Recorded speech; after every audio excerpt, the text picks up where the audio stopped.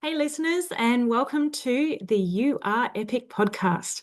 This is where we honour the people who've helped build not just our industry, but our communities. I'm Angela Hucker, and I am so glad that you're here. So, I'm taking the time to sit down with people who've been in construction for years, people who've been through the ups, the downs, and everything in between. You're going to hear real stories of resilience, growth, and moments that shaped who they are. This podcast is for those that want to learn more from people who've been walking this path for some time, and they're helping to lift up others and quietly making a difference along the way. It's also to show you that your journey matters and your voice matters. And in case you've forgotten, you are epic. Let's get into it. Today's guest is Conrad Wansbrough, someone who brings a rare depth of insight into safety, leadership, and culture, shaped by both real-world experience and academic rigor.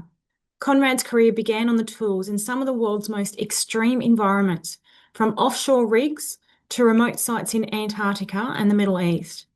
As a rigger and team leader working in high-risk, high-pressure conditions, he learnt firsthand what it takes to build trust, lead with dignity, and create teams that truly look out for one another. Today, he brings that lived experience together with postgraduate experience in safety science to help organisations design systems that are human, resilient, and genuinely fit for purpose. Through his company, Safety Achievements, Conrad partners with some of the best minds in the country to tackle complex safety challenges, especially those in remote, high-risk or isolated workplace cultures. What I really love about Conrad is how deeply he understands people. He understands it's not just about systems or strategy, but the human side of safety. He's as comfortable on the ground with crews as he is advising senior leaders, and he has a gift for bridging both worlds to drive real lasting change.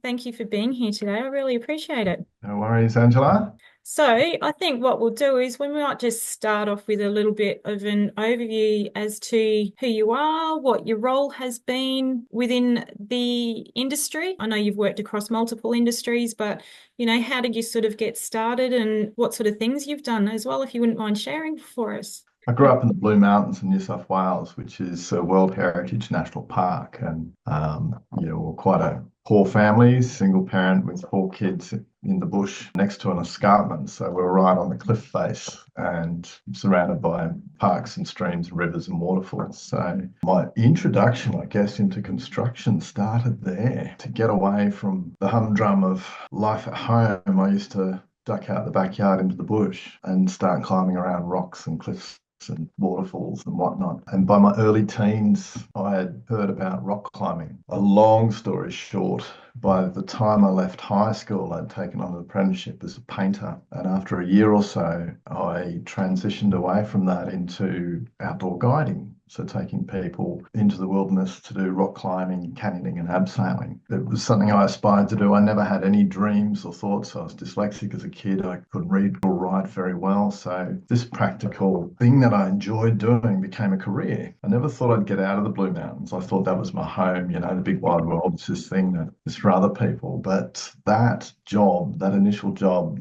abseiling down waterfalls and taking people up cliff faces, transitioned into the industrial world where I left the Blue Mountains. I went down to Sydney, knocked on as many doors as I possibly could until someone gave me a go.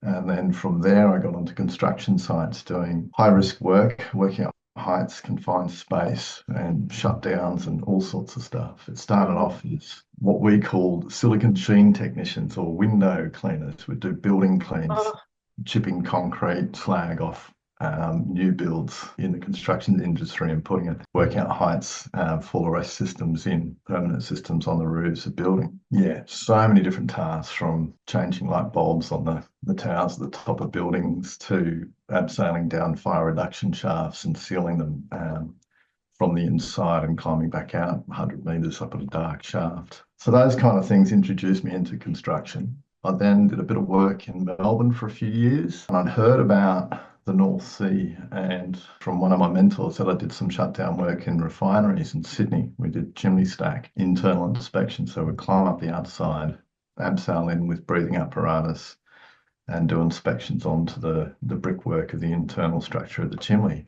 Now, he had come from He was a Scottish hard man.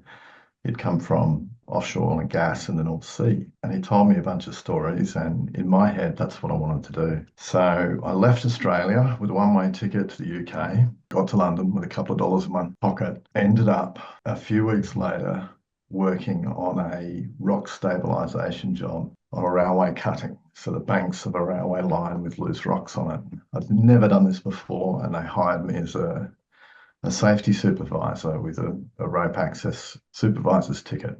It was a bit of an eye opener. I think that's kind of one of the first really remote worksite camps I've been in. And to this day, it's still one of the best. It's still one of the fondest memories I've got. Yeah, wow. This was a campground where the instructions for the job is be at this campground, bring a tent. And I turned up with those two things, just backpack full of gear, bring your rope access equipment and a tent. The campground was just a patch of grass, wet, mud, raining, and a bunch of people in high-vis overalls sitting around a campfire, lamenting their day's work in the mud. Wow. The That would next have been a day, sight. it was pretty cool, actually. Like I Yeah. was felt like a bit of an imposter, to be honest. They were pretty hardcore. The next day, there we were, abseiling down this bank, this cliff face with like drills, drilling into the rock face, putting netting up, wire meshing up to catch the rocks as they fall. But the drilling operations was just intense. I ended up on the tools as well as doing a safety supervision, swapping out with the other supervisor. And yeah, I don't know, it's probably a whole podcast and just that one job. But Jeez. Yeah. I worked with Mad Mark. We'd drill for an hour. He would taste the dirt. He goes, "We're going to hit a cavity." Yeah. Just, I don't know if it was real or not, but he was the best driller there. He'd get six to eight holes, 6 meter holes drilled a day, and the rest would get two or three and get a bid stuck. Goodness.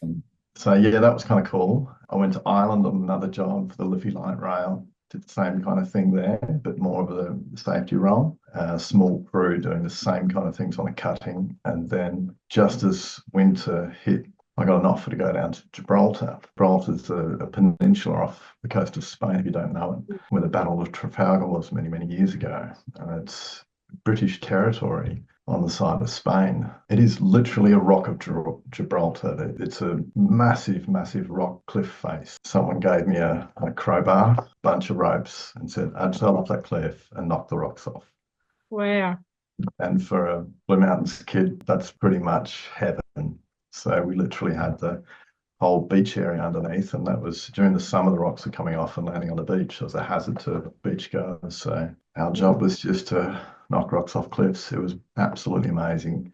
Oh my gosh. What an Very experience. hazardous. We're Yeah. talking about, when I say rocks, they were the size of small cars, some of them. And the ones we couldn't knock off, that we had to drill and bolt and glue and put netting around and strap up. So that was an interesting gig. At the same time, on the other side of the peninsula was a water catchment area. That was a slope at about this angle that went for 300 meters.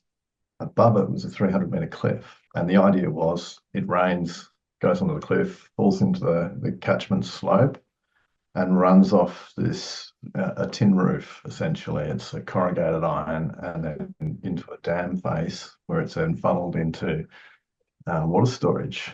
Now, our job was to decommission that slope. So it's a big, big project, equivalent of a couple of $1 million worth of work in these days' money, and probably one of the most interesting and dangerous jobs I've ever done. They seconded me from my nice beachfront job over to take over as the safety manager whilst the safety manager was on leave for a month. Now, part of that contract, some of the terms and conditions is that they had to hire local labour, and a portion of that labour had to be the unemployable. And Oh, okay. I asked what the unemployable was, and it was ex-smugglers. Between Gibraltar and Morocco is a big smuggling ground for hashish. So the So government, you're not one of those, are you? no, not at all. The Unemployable. unemployable. The government intervened by confiscating outboard motors over 50 horsepower or greater. And so then then Gibraltar had a bunch of ex-smugglers driving red convertible sports cars with no income. Oh So they're gosh. hired onto this job, and we're talking about one guy with a lucky stripe jacket, a red convertible Ferrari, permed mohawk up like that, gold fangs. Oh my gosh. It's Wow. nuts. And this was the Yeah. workforce, so 80 people, and about a third of those were the unemployable. That in itself was a massive eye opener for me. Mm. Yes, being a safety manager in that role, I was going, oh wow, this is cool, step up. I'll do that. The first day on the slope, I was getting inducted by the project manager. We're walking around. There was 80 people working in various locations. Some were putting up steel work to erect catch netting below the cliff face. Others were on drill rigs with tractor wheels and turfers holding them, moving them up and down the cliff. And there was others that were removing the corrugated iron sheets. Next thing I hear is rock, and there's Oh rock fall. no. So there's 300-meter cliff. The apes of Gibraltar would pull the rocks off to get the bugs underneath the rock for food, looking for worms and beetles and whatnot. And so every couple of days there'd be a big rock fall. Instinctually, I raced over to the nearest big thing, which was a diesel generator about half my size, and crouched underneath it. Everyone else stood up, puffed their chests out, and waited as the rocks flew past them. It was like this group culture. If it's your time, it's your time. What are you doing hiding, mate? And that was literally setting the scene for the next month on that job. That week, two big things happened. When you look at the workforce, there's very few skilled people, mostly expats from UK, Mm. supervising the works in different areas, and then the rest was local labour, unskilled labour, doing skilled work. So there was rigging operations where trolleys would move up and down the cliff, and one of the labourers had his hand next to the pulley block at the top of the cliff, and it sucked his finger in and degloved his finger. So then it became an operation on how to evacuate that person using ropes and stretchers and pulleys and whatnot, Mm. and rescue the finger. I won't go into it too much, but it's pretty gruesome. And that was one of the key moments in my safety career, which stands out today. There was a lot of rhetoric around safety. There was safety meetings every morning. There was a lot of rules and regulations and ways of doing things, procedures, policies, incident reporting. But when it came down to looking after people, that's where the truth lies. And I asked, how are we looking after this person? And they said, it Mm. was his fault. Shouldn't have Mm. put his finger there. And so that sort of says there's a massive disparity between what organisations say they're going to do and how they treat people and why safety is important. But at the end of the day, when something happens and no one cares, it sends a very clear message to workers. Watch your Mm. back. Sounds About like that. a pretty important lesson that you've learnt to be able to find that disparity. Yeah. And I'm an optimist, not a pessimist. And I do look for the good things in organisations and the way they do business. It's kind of the way I see safety culture is more climate than culture. Every day is different. And if you look up in the sky, there's very rarely just a clear sky. There's clouds somewhere, there's patches of rain, there's wind, all these different things that make up a climate. Mm. The safety culture climate changes dramatically day by day, group by group, team by Mm. team, level of organisation. So I love that analogy because it's so true. It's like it's the sky, isn't it? Like every day is different. You get dark clouds, you get white clouds, you get light fluffy clouds, you get high clouds, and you get rain come through, you get sunshine. And that's a really good analogy with how the safety culture is as well, because it is, you've got such a variety of things that can add to that culture to make it what it yeah, is. Yeah, and I love culture is that. essentially how we do things around here. That means something else from one person to the next and one team to the next. Yeah. So the optimist looks for the sunshine and propagates that throughout an organisation. The pessimist looks for the dark clouds, goes, everything's effed around here. Nothing's Mm. going to change. Just Mm. do my job and go home and hope no one gets hurt. Yeah. Look after me. You're looking for the sunshine. You look for where there's capability and capacity to build safe outcomes. Yeah. And that could be at a micro level in a team where you see some really good stuff, some collaboration, some problem solving, some innovation, and you spread that news throughout the rest of the organization to bring that Mm. sunshine. Instead of just focusing on the negative and looking for behaviours of individuals, you look for systems and processes and ways of doing business that affect the whole of that can enhance and affect the whole of the organisation. Yeah, I think that's really beautiful how you've put that, like, being able to look for the sunshine and how to enhance that. I think more people need to focus on the sunshine rather than the rainy clouds. So, Yeah, and at all levels too. oh, Uh, absolutely. yeah, so that's early career, and there's a lot more to that. That was one job. We've got so much more. I ended up offshore, ended up on construction projects, decommissioning rigs, Western Australia, shut down works, big offshore oil and gas projects. But my later career has been involved in construction on the client side, the development of projects and the early stage planning for big projects. And I believe that's where you can make the biggest difference. In what way? Well, whatever happens at the top at the beginning cascades over time to the front line. Yeah, I think it's probably best explaining the story. That's all right. Yeah, go for it. Love to. Um, oh, it's a bit full on talking about this. I wasn't going to. In 2010, I was on a project where things went wrong for me. I ended up with a neck injury, a very complicated neck injury, which meant it changed everything.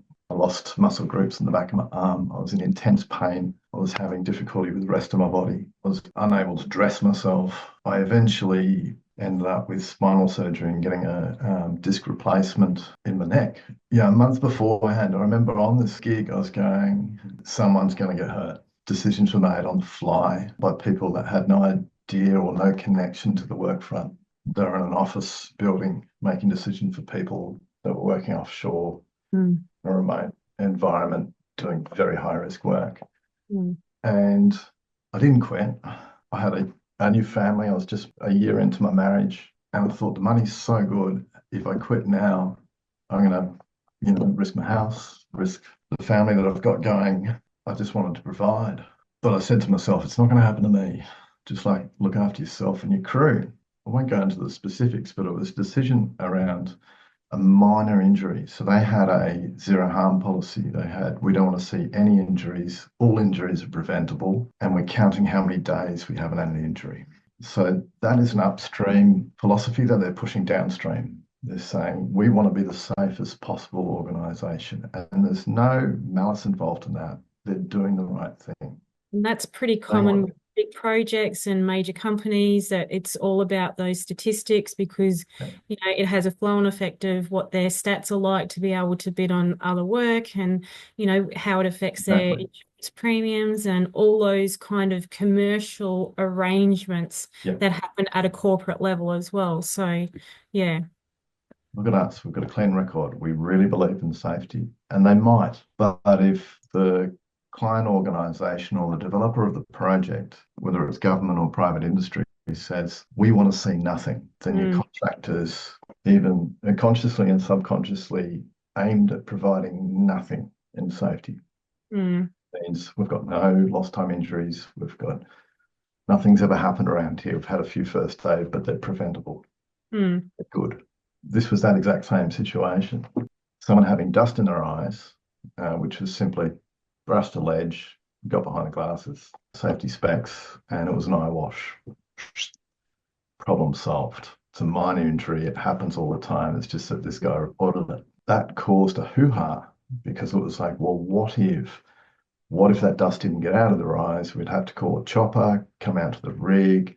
There's $16,000, but it also could damage our lost time injury rate. We mm. could have a lost time injury and lose our 100 days so far because they'd have a full shift off. So lost time injury rates are about having one or more shifts off work rather than looking at the severity and the impact of the harm. It's a quantity-based assessment. It's got nothing to do with safety. It's about productivity. Have we lost time of a shift? Mm. You can lose time of a shift with dust in your eyes, a sprained ankle, or putting someone in a wheelchair. They're counted the same. Yeah, it's both the So, same because lost time is lost time regardless of what causes it. yeah, it should be called lost productivity rather than lost time. It's not safety. It's not a safety measure. So because of that, There was two options. The option one, which was what myself and the other team leaders came up with, which we had the equipment there to wash down all the I-beams and the ledges and get rid of the dust, eliminate the hazard. But that meant standing down a whole 80 people Mm. for 2 to 3 hours while we do that task. Mm. The other option was to just put big fat mono goggles on everyone that fogged up in 40-degree heat and see what happens.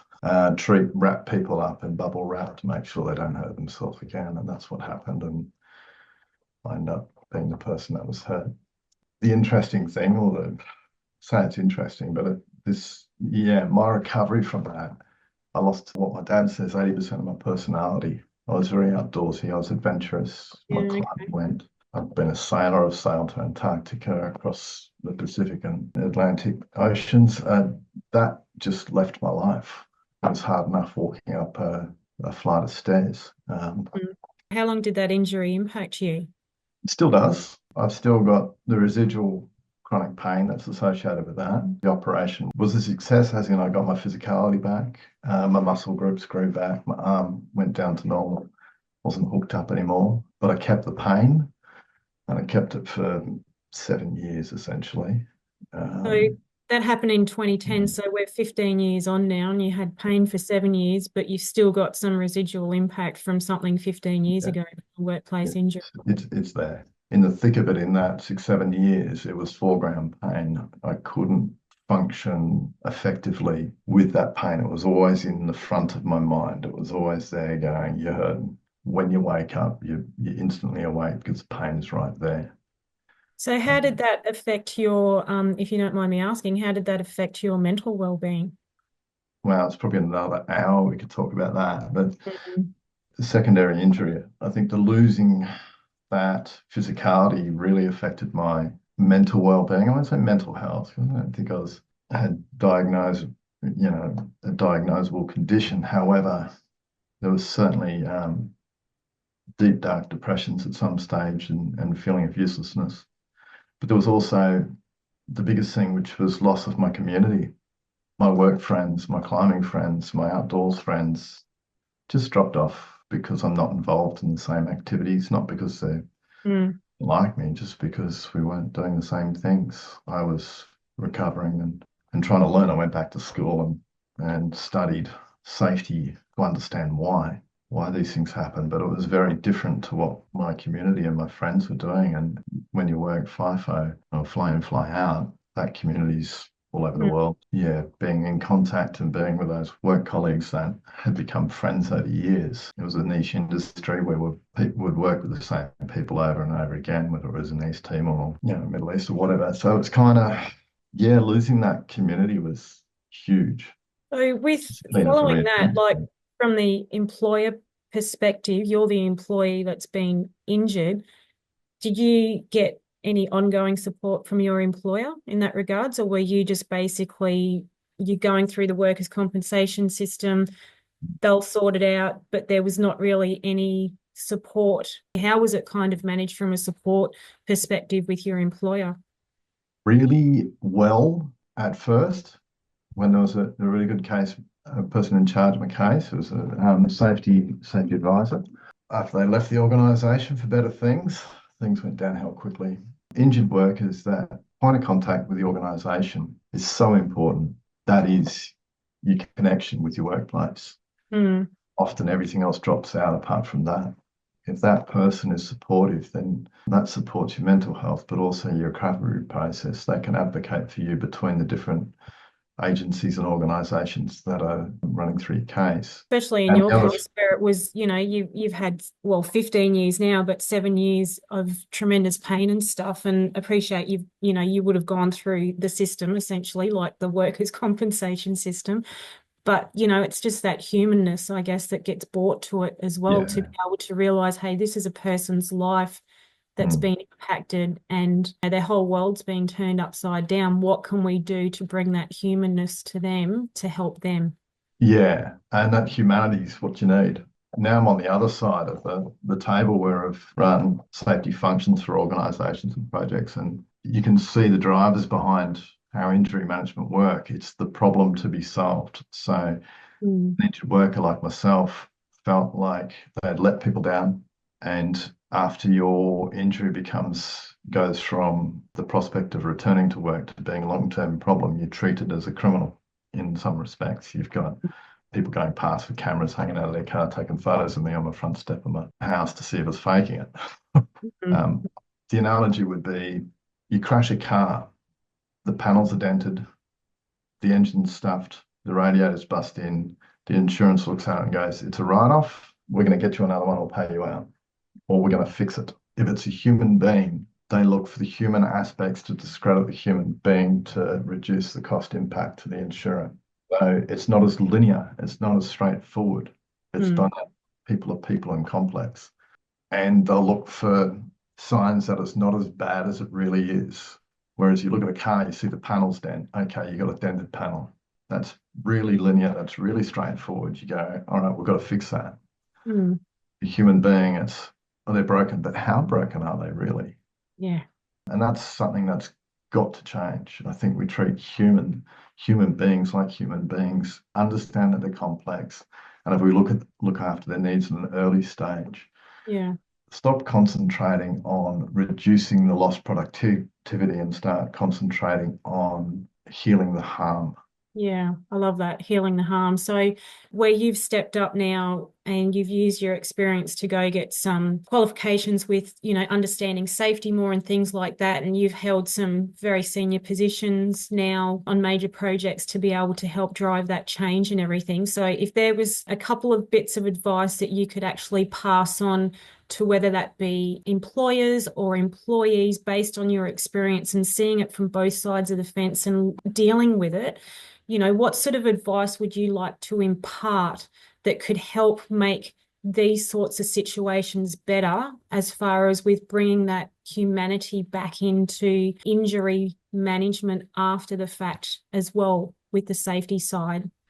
I think if it's okay with you, I'll rephrase that question a Yeah, little bit. So, how do we create ethically and morally safe workplaces, yeah, rather than just looking at the injury side and preventative. injuries?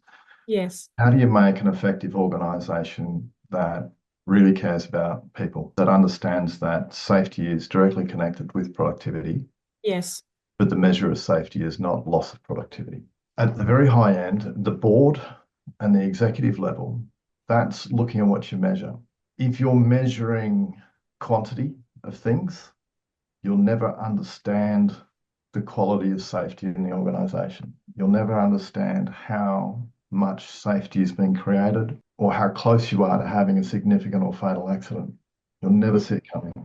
If you change that measure to a quality-based measure, and that is understanding the people that work for the organization and what they need to mm, enable them to create safe workplaces yeah, and create your measures around that.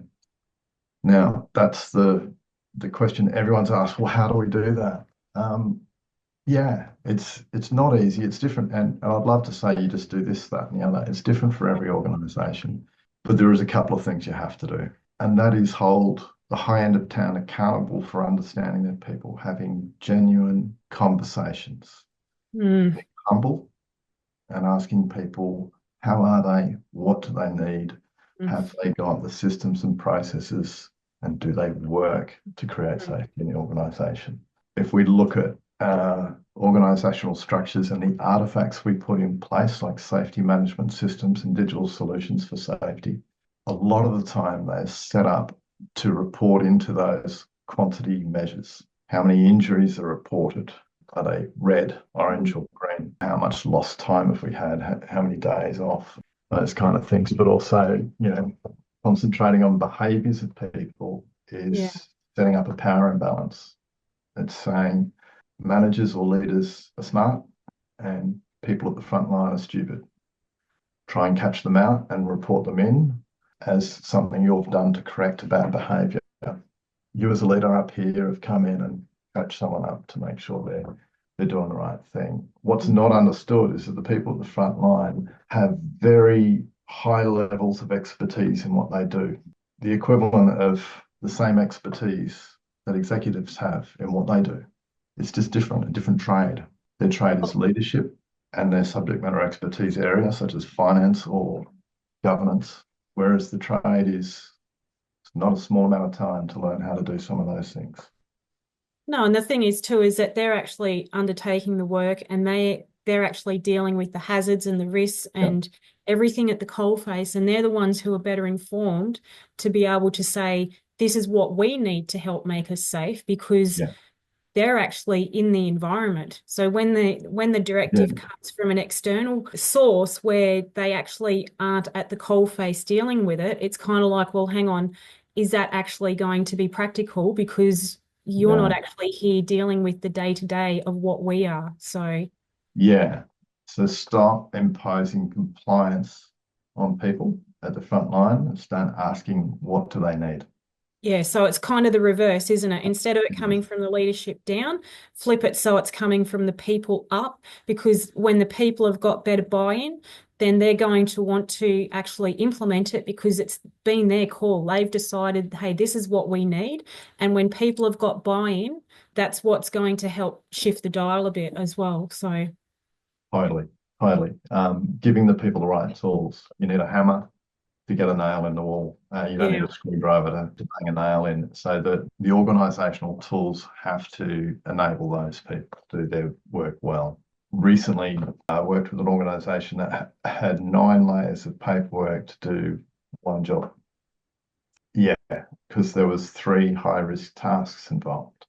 Working at heights, working over water and electrical. So there mm, was permits to work. There was pre-start, take 5 stops, those kind of things for yeah, each layer. There great. was swims. There was all these other JSEAs. There were a whole plethora of things that had to happen to make sure these stupid people did their job safely. If you change that conversation around to everything we do, if it has to be on paper or if we have to fill out a form, it has to increase our ability to perform safe work. It has to be useful, the same as a hammer is to putting a nail in the wall. Yeah.